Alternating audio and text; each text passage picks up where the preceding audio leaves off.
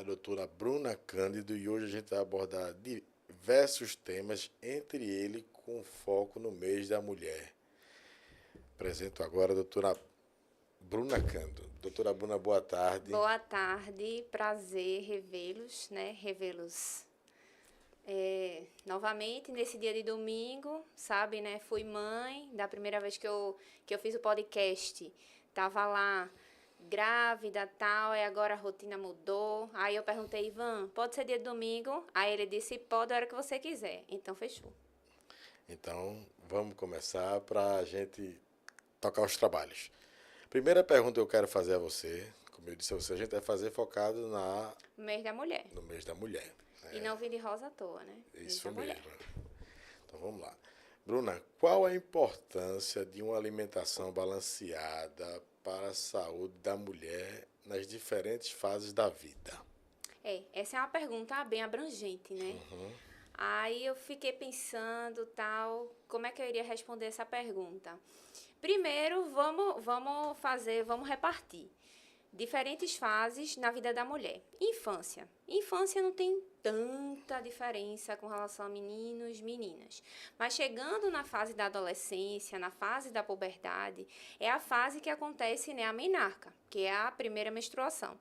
E é nessa fase que a mulher começa a desenvolver o seu ciclo ovulatório. E esse ciclo ovulatório, que vai interferir na fertilidade posteriormente, é super influenciado pelo consumo, principalmente de açúcares. Aí a gente já começa nesse foco aí de atenção à alimentação. Quando a mulher vai ficando mais velha, o foco que eu pensei, fertilidade. Essa fertilidade, além do açúcar, é influenciada pelo exercício físico, pela alimentação anti-inflamatória. Puxando essa linha aí da alimentação anti-inflamatória, também vai interferir em celulite, estria, que isso aí a gente vai falar um pouco mais lá na frente. E lá na frente, né, na fase da menopausa, é super importante que se tenha uma alimentação balanceada e exercício físico, justamente para evitar a sarcopenia, que é uma perda muscular involuntária, e para evitar também a perda de massa óssea, que vai dar origem à osteopenia e osteoporose. Mulheres são muito mais propensas à osteopenia e osteoporose do que os homens. Será que deu para abranger assim, fazer uma coisa... Rapaz, você foi bem. Você foi rápido, mas foi bem bacana. Falando agora um pouco da mulher mais madura, né? Como a nutrição pode ajudar ou mitigar algumas situações relacionadas aos sintomas da TPM e da menopausa. Certo, vamos começar pela TPM, né? Geralmente, mulheres que têm a TPM muito exacerbada, elas têm algum problema anterior, né? Pode ser uma endometriose, por exemplo, que pode gerar esses sintomas, essas cólicas fortes, ou pode ser um problema nos sistemas de detoxificação corporal. Aí a nutrição age justamente nisso, na modulação do intestino, para reduzir os níveis inflamatórios e fazendo suplementações específicas para fortalecer, né, esse sistema de detoxificação corporal feminino e amenizar esses sintomas. Um nutriente que eu acredito que seja essencial no tratamento da TPM é o magnésio. Ele reduz enxaqueca e reduz principalmente as cólicas menstruais. Existe uma idade mínima para essa suplementação? Eu acredito que a suplementação, qualquer tipo de suplementação, de vitaminas, minerais, já pode ser iniciada na infância. Aí a gente vai ajustando as doses de acordo com a faixa etária. Entendi. Então, existem alimentos que podem ajudar a mulher a melhorar na fertilidade. Antes de falar da fertilidade, faltou a mulher madura, não foi? Você falou da TPM, você não falou da menopausa. Eu não falei da menopausa. A questão da menopausa, como é que a gente trata, a gente melhora? Na menopausa, ocorre um decréscimo do estradiol. E o estradiol é super importante para a massa óssea. Aí a gente, na menopausa, tem que ter um acompanhamento junto com um endocrinologista ou nutrólogo, justamente para que, sem o estradiol, a gente não consegue o selamento do osso, a fechamento da massa óssea, certo? Aí a nutrição, ela vai ajudar com suplementos para reduzir essa questão dos fogachos, melhorar a questão da libido, né? E melhorar também o aporte nutricional, porque quanto mais velho a gente vai ficando, mais o corpo da gente vai precisando de vitaminas e minerais. E fora isso, a nutrição também vai acompanhar o exercício físico, que essa mulher madura deve fazer justamente para ajudar nessa questão reposição e exercício físico, para ajudar nessa questão da manutenção da massa óssea, manutenção da massa muscular, e a nutrição vai agir justamente aí, dando os nutrientes, dando carboidrato, proteína, gordura, na quantidade correta. E tem também a particularidade, mulheres maduras, elas têm uma alteração importante no lipograma, no colesterol total e no LDL, que é o colesterol ruim. E isso aí é por conta do decréscimo hormonal. Só que se você também tiver, nessa idade, uma alimentação baseada em gordura saturada, você pode aumentar mais isso aí, aumentar mais o colesterol ruim e aumentar mais o colesterol total e ter, de fato, algum risco cardiovascular maior. As mulheres nessa idade têm um risco cardiovascular maior. Uma suplementação que eu acredito que seja essencial, assim, na verdade, para todas as fases da vida, mas principalmente nessas alterações de lipograma é o ômega 3. O ômega 3, você recomenda ele para qualquer fase da vida? Qualquer fase da vida, porque através da alimentação a gente não consegue ter o ômega 3 que a gente precisa. A maioria dos peixes que a gente consome são peixes de cativeiro. E os peixes, para desenvolverem o ômega 3 dentro de si, eles têm que se alimentar de fitoplânctons, que só existem no mar. Então, a gente não consegue ter ômega 3 através da alimentação de maneira suficiente. Aí é interessante, a quantidade de ômega 3 ela é dividida em duas partes, EPA e DHA. Aí essas proporções, elas vão variando de acordo com a fase da vida. Uma gestante, por exemplo, vai suplementar mais DHA do que EPA. Uma pessoa, uma mulher adulta, suplementaria mais EPA do que DHA, mas pode ir alternando também. Mas é uma situação geral que eu estou abordando aqui. Deixa eu te fazer uma pergunta. Você que trabalha acompanhando essa galera que está indo agora para a academia, eu tenho uma impressão, não sei se é uma falsa impressão, que as pessoas mais velhas hoje estão se cuidando mais, estão procurando praticar mais exercício físico e frequentar mais a academia. Seria uma percepção minha, porque eu estou fazendo uma academia onde as pessoas que frequentam lá são pessoas mais maduras, ou é um contexto geral, isso é uma realidade? Isso é uma realidade, eu acredito que é uma realidade. Com esse disseminar de informações, as pessoas estão ficando cada vez mais conscientes. Até vi um Reels no Instagram recentemente, comparando as pessoas de 30 anos de hoje e 30 anos de antigamente. Como o envelhecimento está cada vez mais lento. As pessoas estão mais conscientes e o envelhecimento está cada vez mais lento, porque também tem uma avançada ciência. E essa inserção de suplementações, essa conscientização, vem fazendo com que as pessoas envelheçam cada vez melhor. E você acredita que nesse cenário, a perspectiva de vida do brasileiro, que eu acho que hoje deve estar em 75 anos, aproximadamente, ela tende a crescer ou tende a manter essa estabilidade? Olha, essa pergunta é uma pergunta que eu não sei responder, mas que a qualidade de vida, você se cuidando, vai melhorar, vai melhorar. Uma coisa é você viver, outra coisa é você sobreviver. São coisas completamente diferentes. Quando você vive, você tem autonomia, você viaja, você faz suas compras.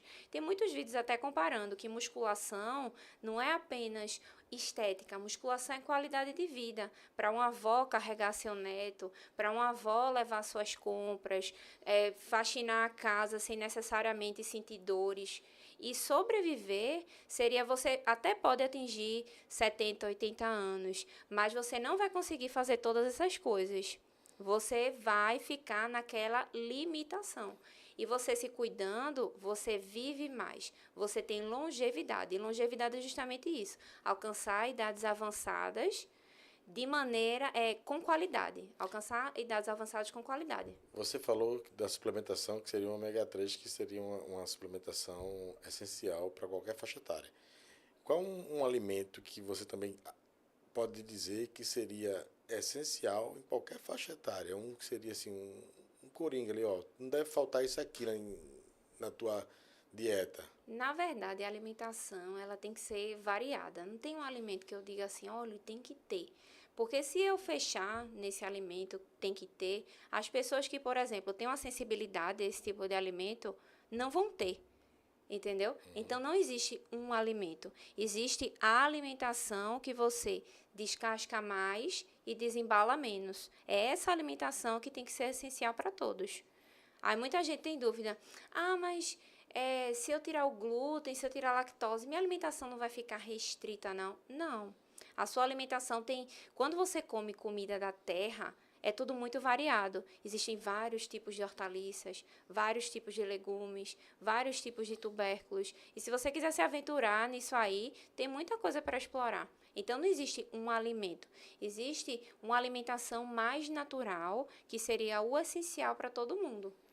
Deixa eu te fazer uma pergunta, eu posso estar perguntando até bobagem, mas durante um certo tempo, muito se questionava o ovo porque aumenta o colesterol e isso, aquilo outro, aí agora não, o ovo é muito bom.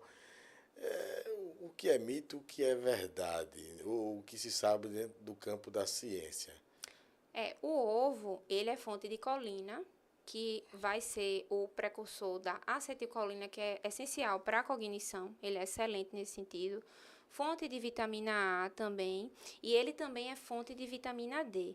Se você não consome vitamina D em quantidades adequadas, o seu colesterol aumenta para justamente produzir essa vitamina D. Então, o ovo, ele não vai aumentar o colesterol. Ele vai ajudar na baixa porque ele é fonte de vitamina D.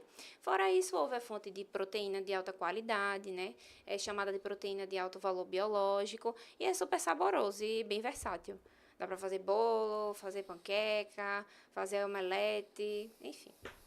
Deixa eu te fazer também uma pergunta. Quando tu teve aqui da última vez, tu estava grávida, né? E tu aumentou quantos quilos na tua gravidez?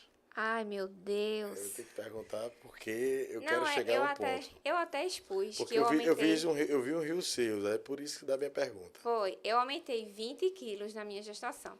Quando eu fui engravidar, eu tava naquela, né? Não, eu vou treinar até o final da gestação, vou aumentar 8 quilos, 9 quilos, 10 quilos, mas eu fui aumentando, ganhei principalmente no primeiro trimestre gestacional. Eu fui aumentando de maneira que eu não consegui controlar, porque veio aquela questão de o cheiro que não estava bom, o gosto da comida não estava boa, dores de cabeça. Teve uma época que eu estava sentindo muita pirose, que é aquela azia, e tudo isso interferiu na minha alimentação, né? Mas graças a Deus, eu ganhei 20, eu perdi 27 quilos já.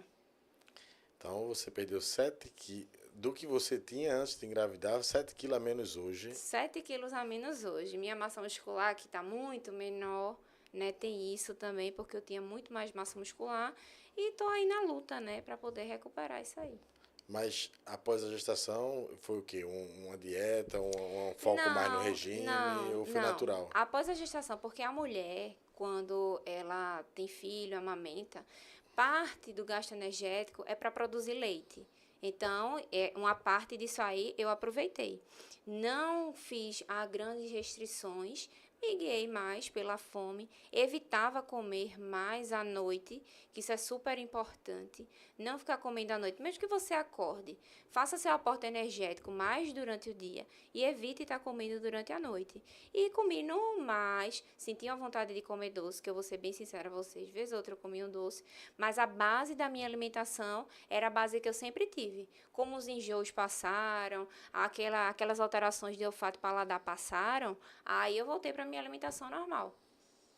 Mas mesmo E assim, macaxeira, batata doce, não foi... surpreendeu você. ao peso? Surpreendeu, porque a amamentação, sim, ela demanda um gasto energético no corpo da mulher e isso ajuda no emagrecimento. Além de ajudar no retorno do útero, também ajuda bastante no emagrecimento. E Murilo nasceu com quantos quilos? Murilo nasceu com 3.870. Nasceu grandão. Nasceu grande. Nasceu grande. Nasceu grande. Mas dentro, tudo certinho. Dentro dos percentis, todos certinhos.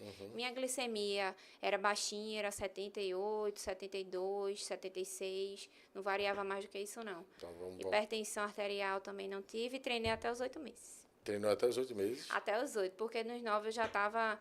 Toda mulher que está grávida, assim, que já passou por essa fase da gestação, vai me entender. Tem um momento que a gente, meu Deus, estou grávida mais um dia.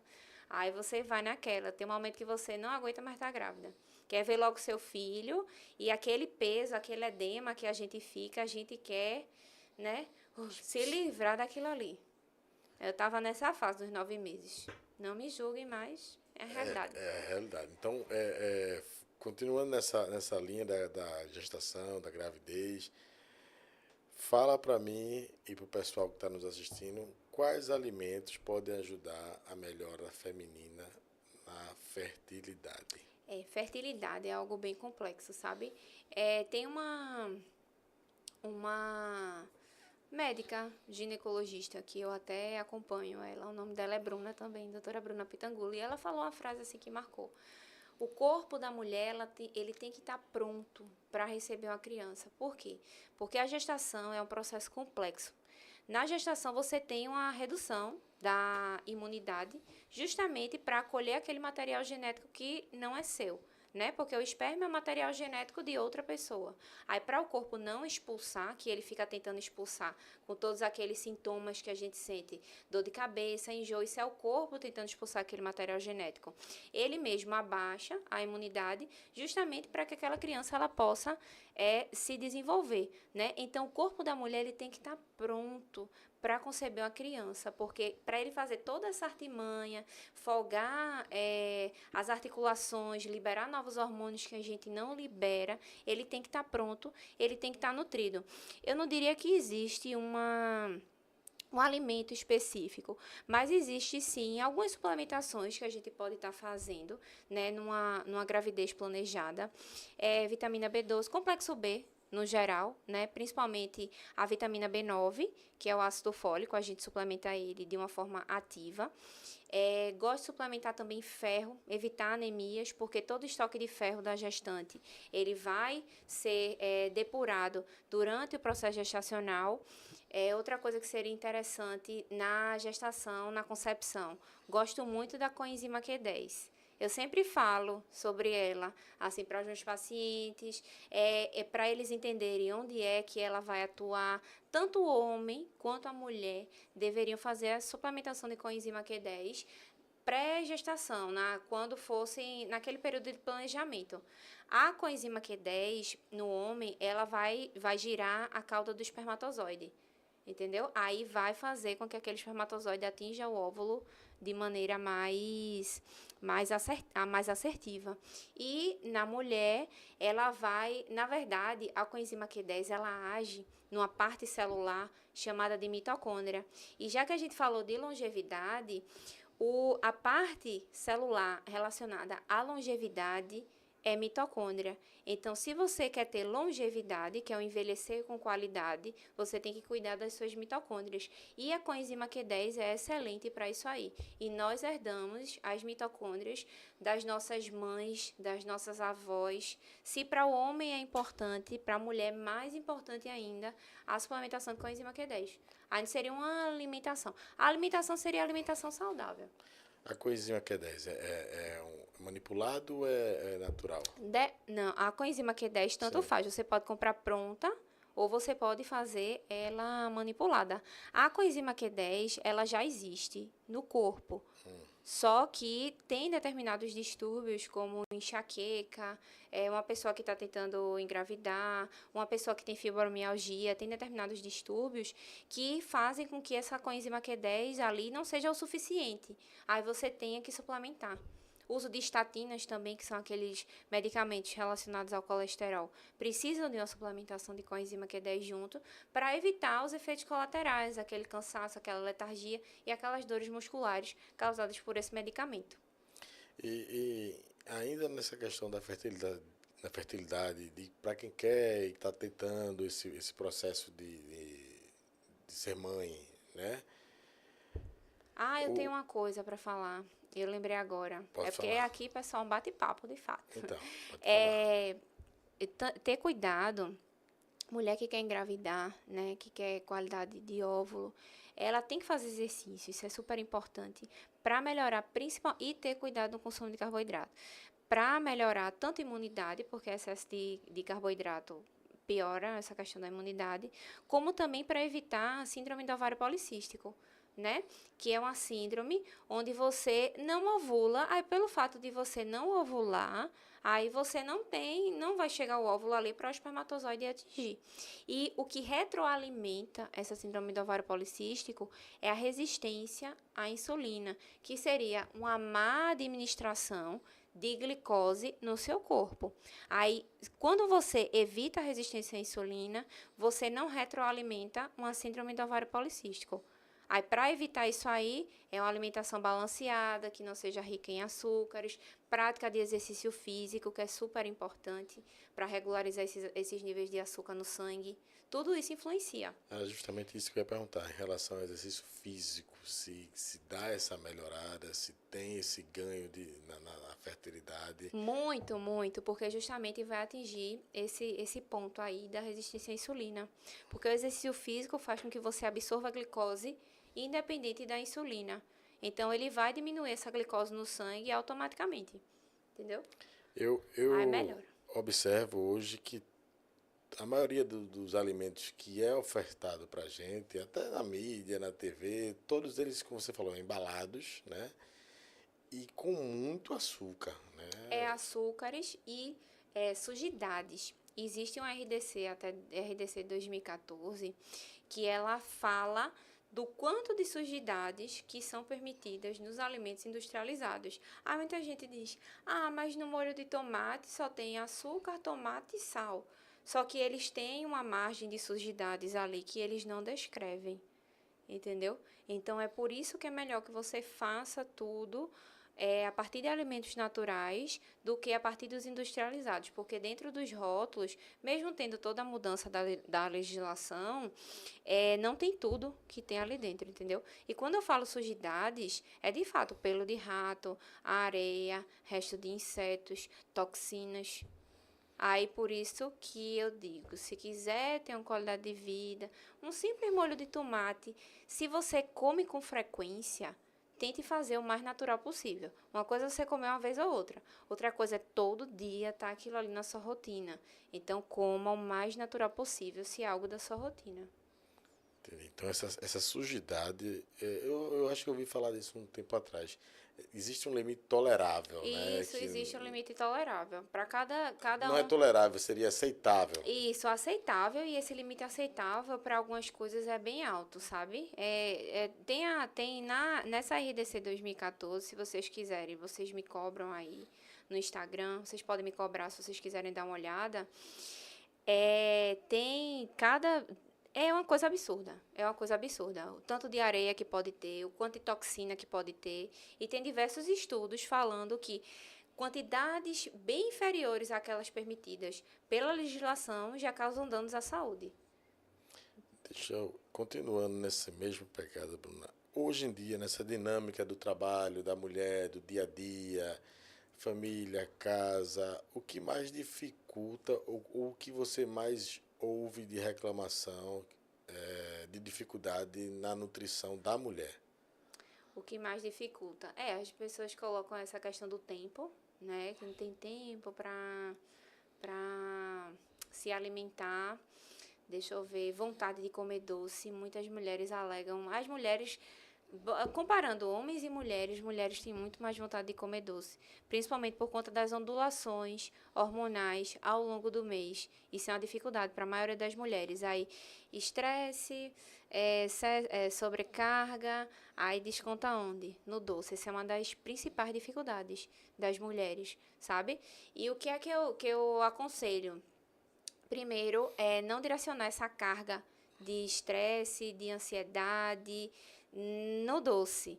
Tentar descarregar toda essa energia em outra coisa. Por exemplo, o exercício físico. Há muita gente pergunta: Ah, Bruno, eu devo fazer exercício físico todos os dias?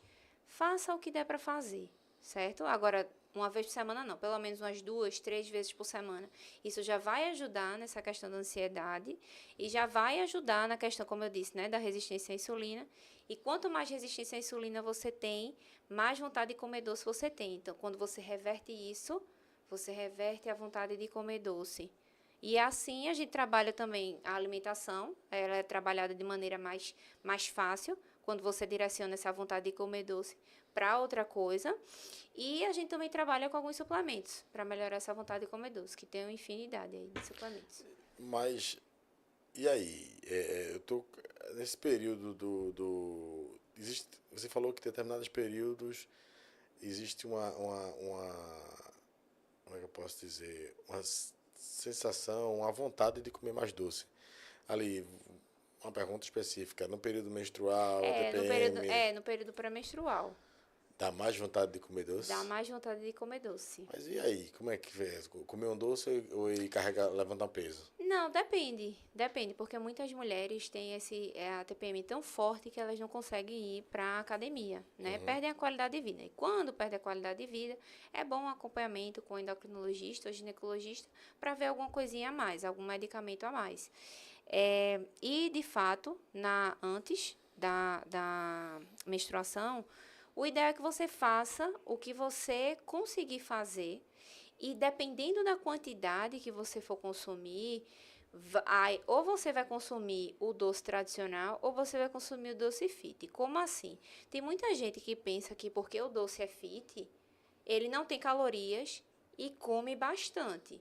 Mas se você for uma pessoa que, eu gosto de chocolate branco, né? Porque todo mundo indica 77%, 70% cacau. Mas se você consumir 2 quadradinhos de chocolate branco, é muito melhor do que você se empanturrar de doce fit. E matar aquela vontade logo que você tá do doce. Agora, óbvio, né, que as minhas pacientes, a gente bota uma suplementaçãozinha lá, faz algumas estratégias também, justamente para amenizar isso aí. E a gente, com as suplementações e com a mudança de estilo de vida, a gente consegue uma redução muito grande desses sintomas da TPM. Mas a vontade ainda ali vai existir. Não vai existir. A questão é o autocontrole. Você sacia sua vontade com muito menos. Ou dependendo, né, do nível que você esteja de melhora de qualidade de vida, pode ser até que essa vontade nem venha. E existe, sem falar nesses doces fit, né, vamos dizer assim, nos doces, vamos falar dos chocolates normais. Você diz, é melhor comer 2 desse aqui do que comer vários daquele outro. Esses que tem mais cacau, diz, 70%, 80% ele é mais saudável, ele é menos calórico ou não? Primeiro vamos falar de saudável e calórico, são duas coisas completamente diferentes. O que é mais saudável? O que é natural? O que tem, por exemplo, um chocolate com bons ingredientes. Só tem lá massa de cacau, só tem ingredientes do cacau, no máximo adoçados ou com açúcar mesmo, com pouco açúcar, ou adoçados com adoçante natural. Isso aí seria uma lista bem limpa, com 5, 6 ingredientes. E tem aqueles outros chocolates com aquela lista enorme, né? Só que se tratando de calorias, tudo vai depender do quanto que você vai comer. É aquilo que eu estou lhe dizendo. Se você é uma pessoa, e eu vou falar também da quantidade do cacau. Se você é uma pessoa que, quando está na TPM, vou comer chocolate amargo, só satisfaz com chocolate amargo, comendo a barra toda, é melhor que você. Tá com vontade de comer doce, tá com vontade de comer chocolate branco. Comendo chocolate branco, você só come 2 quadradinhos daquele, como chocolate branco. Porque vai ser menos calorias que você vai que você vai ingerir, certo? Agora, a quantidade de cacau. O cacau, ele é fonte de gordura, naturalmente fonte de gordura. Então, quanto mais cacau a gente tem no chocolate, mais gordura ele vai ter. E menos açúcar também ele vai ter, proporcionalmente. Geralmente é assim. Quanto mais elevado o nível de cacau, 77, 88, 99, mais elevado também, menos elevado é o nível de açúcar. Sendo que a gordura, ela gera 9 calorias por grama. E o carboidrato gera 4 calorias por grama. Então, quando a gente aumenta a quantidade de cacau e aumenta a gordura, o chocolate ele não fica menos calórico. Ele fica menos amargo e fica com a quantidade maior de gordura. Aí, se você extrapola aquela quantidade ali, pode ser que você esteja cometendo um excesso energético. É por isso que eu estou dizendo. Às vezes, tudo depende da quantidade, depende do quanto lhe sacia. Se você se sacia com um quadradinho, que não vai ser uma quantidade exorbitante e vai ser mais saudável, ótimo. Mas se você só se sacia, se for um chocolate amargo com muito, é melhor recorrer a um que você consiga saciar com menos. Entendeu? Então, tudo depende.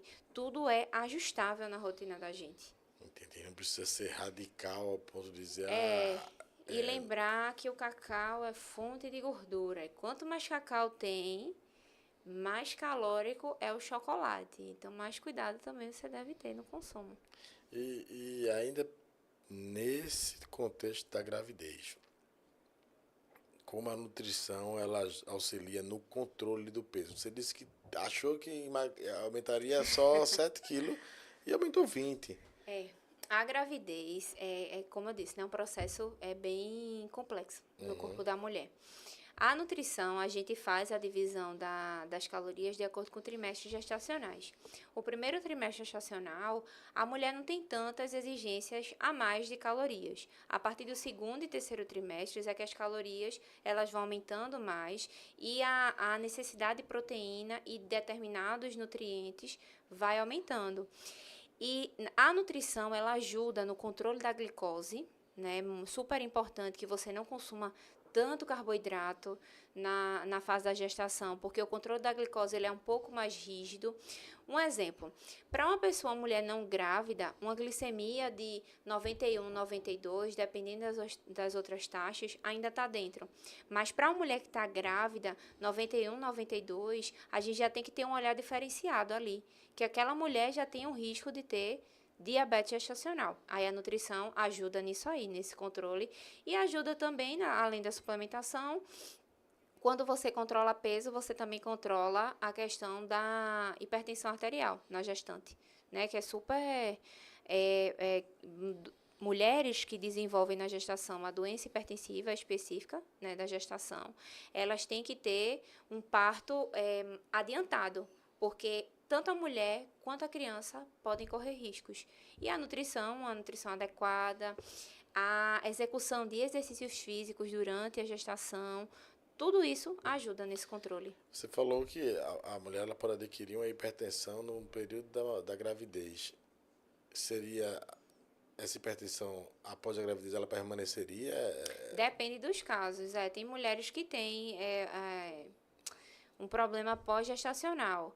A diabetes, eu digo que sim, porque não permaneceria, mas a mulher, pelo fato de ter tido diabetes gestacional, ela tem mais risco de desenvolver diabetes após a gestação. E também, como você engravida, né? A qualidade do espermatozoide, a qualidade do óvulo, vai também ditar a qualidade da nidação, que é aquele processo que eu acho que é o zigoto, né? A mórula. Tem um nomezinho, isso aí eu estou totalmente por fora, que isso é mais da ciência.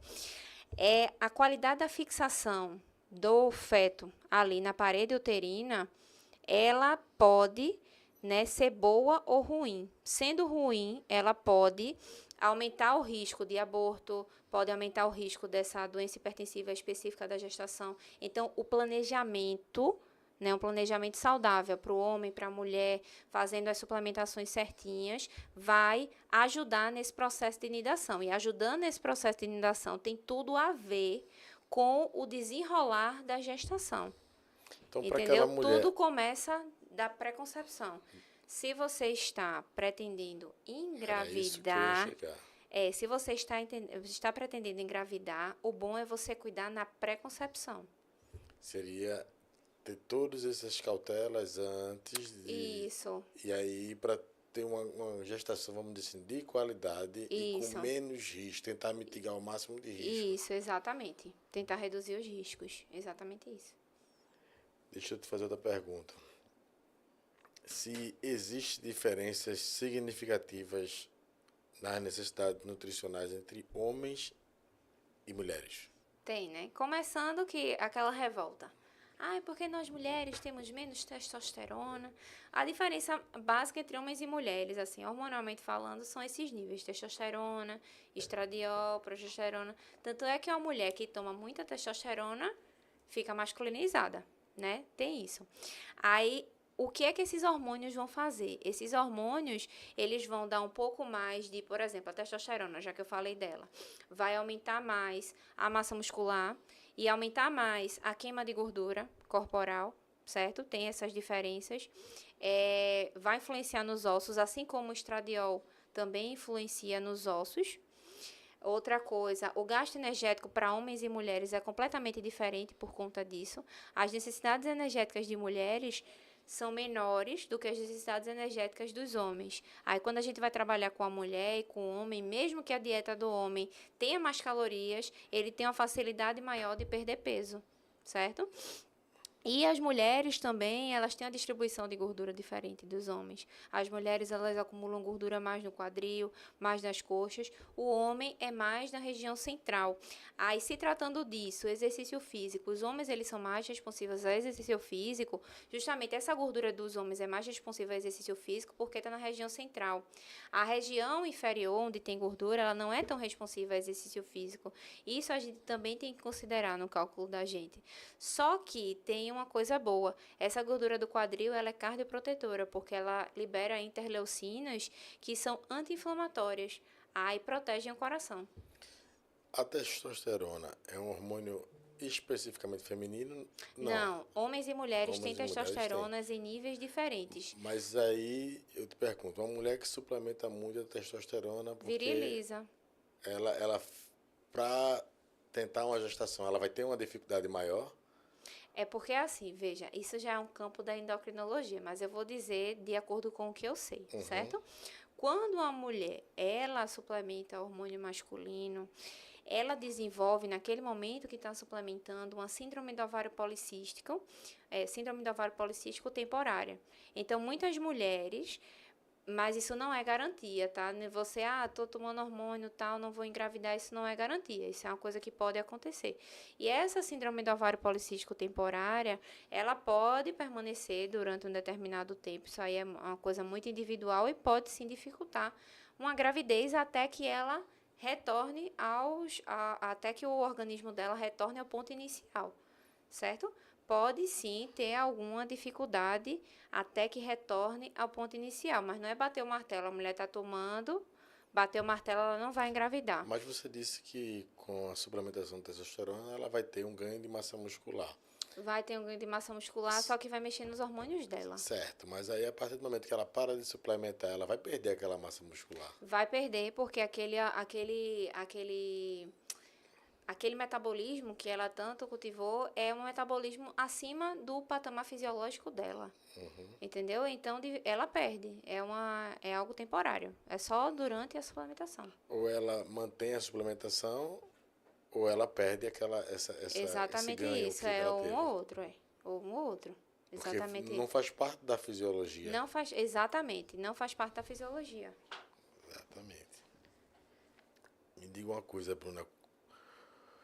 Como a nutrição pode impactar na saúde mental e emocional das mulheres? Olha, tem tudo a ver com o intestino. A gente começa nessa questão do intestino, Isso é né? meio que um cérebro, né? Um segundo cérebro, né? A gente tem mais neurônios partindo do intestino para o cérebro do que do cérebro para o intestino. Aí, se não se cuida desse intestino, vão ter alterações mentais a longo prazo, né? Declínio cognitivo, etc. E oscilações hormonais maiores a mulher fica com mais TPM, a mulher fica mais estressada, tudo isso. Como é que a nutrição, ela age aí? Ela age melhorando a saúde do intestino, através de uma alimentação saudável, natural. Essa questão da alimentação, não existe um alimento, não existe. Existe a alimentação saudável, né, como uma base, e com algumas ressalvas, porque tem algumas pessoas que têm determinadas intolerâncias alimentares específicas, certo? Por exemplo, tem muita gente que tem problema com leite. Leite é um alimento assim. Tem uma vertente que diz que leite é ruim, tem uma vertente que diz que leite é bom, tem uma vertente que diz que leite é indiferente. Eu acredito que o leite ele tem que ser administrado conforme a pessoa que eu estou lidando, certo? Se a mulher ela tem um problema com o leite, aí a gente tira o leite. Se ela, mesmo com o problema, insiste no consumo desse alimento, ela desenvolve uma inflamação crônica subclínica. E essa inflamação crônica subclínica é justamente o que vai alterar a liberação hormonal no intestino, porque a gente produz vários hormônios no intestino. Isso afeta a mente, isso afeta, pode desenvolver uma diabetes, uma hipertensão ao longo prazo, pode desenvolver uma doença autoimune. Mulheres, elas são bem mais suscetíveis a doenças autoimunes do que homens, né? E a mulher também, ela não tolera bem o álcool. Não existe uma quantidade de álcool que a mulher ela possa tomar todos os dias ou possa tomar. Não existe. A mulher ela não tolera o álcool. O homem ainda tolera pequenas quantidades, mas mesmo assim não existe uma quantidade de álcool que ela possa tomar de maneira saudável. E isso afeta o intestino. Aí, afetando o intestino, tendo carência de algumas vitaminas, alguns minerais, aí afeta o cérebro, porque o intestino lá embaixo não está respondendo, não está mandando. Aí isso dá declínio cognitivo, doenças ao longo do tempo. Endometriose, que é uma doença assim, é uma doença bem inflamatória, síndrome do ovário policístico também, tá tudo interrelacionado. Tu falou agora do álcool. Para as pessoas que eu não vou falar mulher, vou falar geral, né? Você falou tanto do homem como da mulher. O homem teria um pouco mais de resistência ao álcool e a mulher um pouco menos. Para as pessoas que fazem uma ingestão de álcool com bastante frequência, né? Isso altera também a fertilidade. Fertilidade e em relativo aos problemas cognitivos, também afeta? Afetando o intestino. Tudo que afeta o intestino vai afetar a cognição, certo? Porque uma coisa está relacionada à outra. Eu não sei se, assim, todo mundo já falou, já escutou essa expressão, que é o enfesado. Não. Ah, fulano está enfesado, que tem fezes no intestino. Pronto, Nunca geralmente tinha visto. pessoas, eu vou dizer uma coisa que acontece. Pessoas que têm o intestino mais preso, elas tendem a ter um humor um pouco mais negativo. Isso acontece de fato, porque tem uma alteração hormonal aí que vai alterar o humor dessa pessoa. Tem tudo a ver. As pessoas que têm mais tendência a aprender a prisão de ventre. Exatamente isso. Aí daí vem aquela expressão. Fulano tá enfesado, uma pessoa de mal com a vida, tal. Fulano tá enfesado, é isso. Tá com fezes no intestino, isso tá alterando o humor dele. E voltando à pergunta, e o álcool aí, onde é que ele vai entrar? Vamos supor, qual seria um limite, se existir, né? Um limite tolerável? Não existe. Não existe assim um limite que se tolera. O álcool, ele não é bacana para as mulheres. Se tratando das mulheres, o álcool não é bacana. Porque eu às vezes escuto e vejo, né? Como eu praticamente não bebo, para não dizer que não bebo, né? Eu vejo algumas pessoas dizer, não, mas eu aguento beber bastante e bebo tanto. Não, mas já passou do limite saudável já. Na verdade, não existe um limite saudável. Não é saudável beber e não é saudável. Menos saudável ainda é beber muito. Mas isso pode auxiliar no ganho de peso? Pode. Auxilia no ganho de peso, auxilia na resistência à insulina, pode auxiliar em problemas digestivos, como, por exemplo, você não falou do declínio cognitivo, pode ajudar num problema no estômago. Aí, toda vez que você bebe, que você come fora do padrão, aí você vai inflamando e vai tendo problemas estomacais. Aí, vai você no gastro, aí ele passa um inibidor da bomba de prótons. Omeprazol, pantoprazol e esses nomes acabados em... Esprazol. Exatamente, com esse sufixo aí. Aí você consumindo isso ao longo do tempo, você reduz a absorção de vitamina B12. E vitamina B12, com absorção reduzida durante muito tempo, pode favorecer a demência. Entendeu? Declínio cognitivo e demência. Aí começa com lapsos de esquecimento até atingir a demência em si. Isso tudo porque você não quer mudar o estilo de vida. Então, não é só a questão, a nutrição, ela não passa só pela questão da alimentação, né? Ela tem um campo de atuação bem mais amplo. Bem mais amplo, bem mais amplo. Não é só a alimentação. A gente tem que entender de várias coisas, exames de sangue, a gente tem que entender de exercício, a gente tem que entender de medicamento também, justamente para saber o que é que aquele medicamento vai causar, qual a deficiência nutricional que aquele medicamento vai causar no corpo, para a gente já agir com a suplementação a mais ali. Porque quando isso eu vou falar uma visão que eu tinha, né? Então, dentro da minha visão, pode ser que outras pessoas tenham a mesma. Quando a gente fala em nutrição, a gente associa diretamente à alimentação. Ó, minha alimentação tá ruim, então eu vou procurar um nutricionista porque eu É a ganhei base, peso. a alimentação é a base. Sem mudar a alimentação, a gente não muda as outras coisas. Mas como você está dizendo, a gente vai além da alimentação. Entendi. Porque eu tive um ganho de peso agora bem recente, né? Eu aumentei aí 10 a 11 quilos. Então, eu pensava, né, que seria só, não, ó, minha alimentação deve estar ruim. Não, mas quando a gente foi ver, é uma série de outras coisas que Isso, exatamente auxiliou isso. nesse ganho de peso. Não foi só a alimentação, né? É, exatamente isso. Então, vamos continuar aqui. Dicas sobre alimentações saudáveis para dias agitados. Aquele dia que não dá Sim. para parar e ter aquela refeiçãozinha. Ah, não trouxe minha marmitinha. Vou ter que Entendi. comer pelo meio da rua. O que tu recomenda? Primeiro, para esses dias agitados, a gente tem que sempre prevenir, né? Eu vou dizer o que fazer quando você não consegue ter uma prevenção, mas não deixe, se você quer ter uma alimentação saudável, não deixe para fazer as coisas em cima da hora. Porque ou você não come, ou você vai comer qualquer coisa que vier pela frente. Aí o planejamento, ele é essencial para o sucesso. Digamos que você não planejou mais nada e está naquele dia corrido. Café da manhã, né? O que seria um exemplo de café da manhã? Escolher alimentos naturais pela manhã. E num self-service, quando você for ao self-service, não vá colocando, eita, tudo que você vê no prato. Primeiro dê uma olhada, faça aquela visão ali, isso aí é bom, isso aqui não é bom, tal. E vá já certo no que você vai colocar no prato, certo? Aí passou o café da manhã.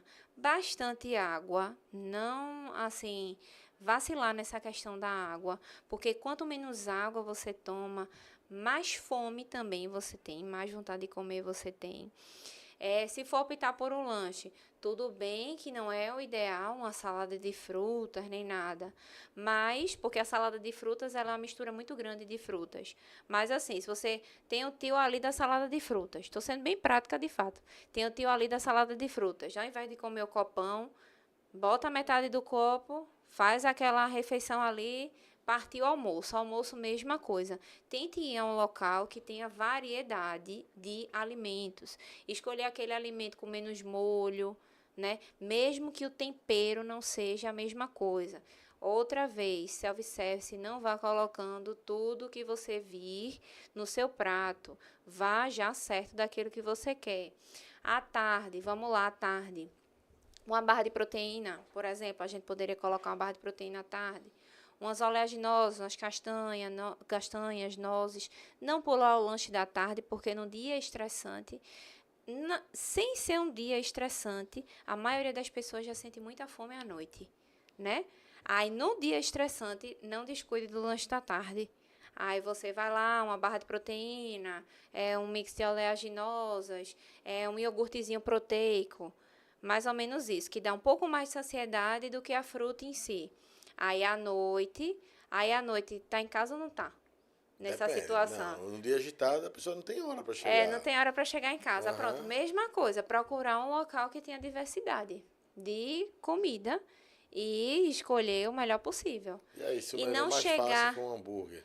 Não, mas no iFood também tem opções saudáveis. Tem lá, saudável. Aí você clica no saudável e pede alguma coisa saudável também.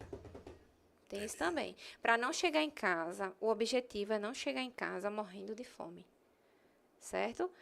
E botar no despertador os horários, assim, para comer. Sabe que não levou nada de casa. Tem que comer na rua. Bota o horário para não passar muito horário. Porque no dia agitado, a probabilidade de você chegar em casa morrendo de fome é muito grande. Certo, mas aí, vamos lá. O jejum. Falando de jejum. Jejum são muitas horas sem alimentação. Então, vamos falar que você se alimentou no café da manhã.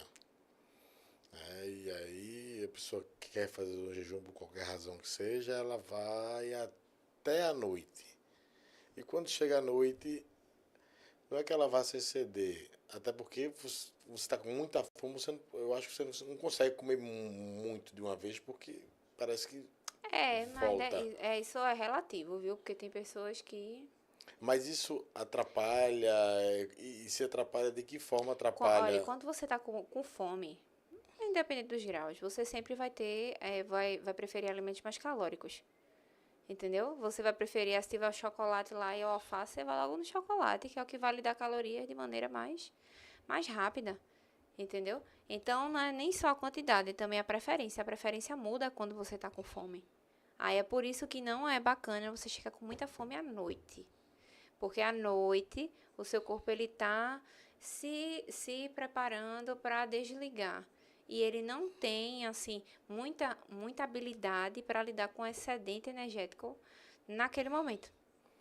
Então, O bom seria você focar nisso aí que eu disse, fazer um bom almoço e não descuidar do lanche da tarde. Muita gente acha bobagem. É porque eu não lancho, tal. Mas se você colocar um lanchezinho da tarde ali, por menor que seja, um pouquinho de proteína, um pouquinho de gordura boa, a sua fome à noite, ela já melhora muito. Muito. quantas horas antes de dormir é o recomendável para comer? Depende. Não existe um recomendado de horas. Pessoas que têm problema de refluxo, gastrite, pelo menos umas 3 horas antes. 3 a 4 horas antes. Quem não tem? Quem não tem, come uma fruta e vai deitar. Imediatamente, uma coisinha leve. Um exemplo. É muito relativo. Me diz aqui, Bruna, quais são os mitos mais comuns sobre a dieta e alimentação que mais se tem hoje? Que mais tem hoje sobre mitos, né? Mitos sobre a alimentação. Isso aqui que engorda você- tanto, isso aqui... Não, é que você tem que consumir muita proteína para ganhar massa muscular. E não é.